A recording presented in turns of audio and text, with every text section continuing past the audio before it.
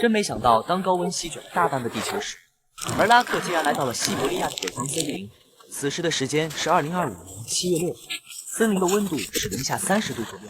此刻你家乡有没有达到30度的高温呢？在这种炎热的天气下，看一支寒冷的野外建造技术拉克降温。接下来，请和我一起走进凉爽的西伯利亚。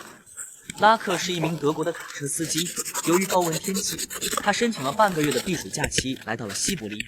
这里比他想象中要更冷。他首先做出来了一个梯子框架，然后在上面放上了大量的雪松树枝。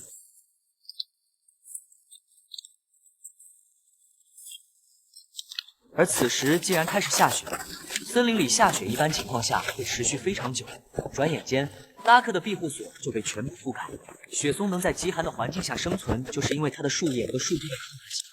而当积雪在上面覆盖后，相当于给拉克的庇护所加了一个保温层。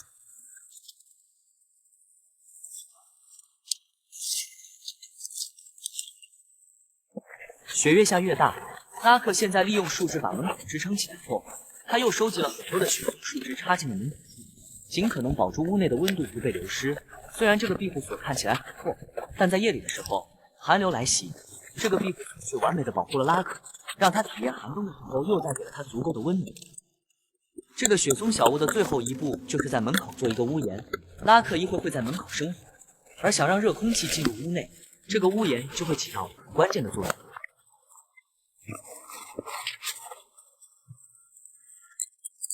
在冰天雪地里生火，对于火种的要求非常高。首先要干燥，还有就是最好带一些油脂，而松树皮就是最好的火源。此时能听到油脂燃烧的声音。当火点燃之后，放上去潮湿的树枝，而冒出大量的烟，就是在蒸发潮湿树枝的水分。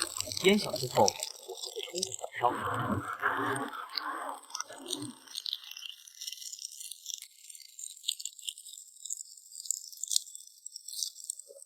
当拉克拿出他背包里食物的时候，柴火的浓烟已经散去，现在的温度刚好做饭。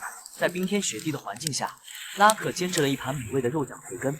而就在他吃饭的时候，天空中又下起了雪花。此时拉克内心非常开心，因为他建造好了庇护所，而且也吃了一顿饱饭。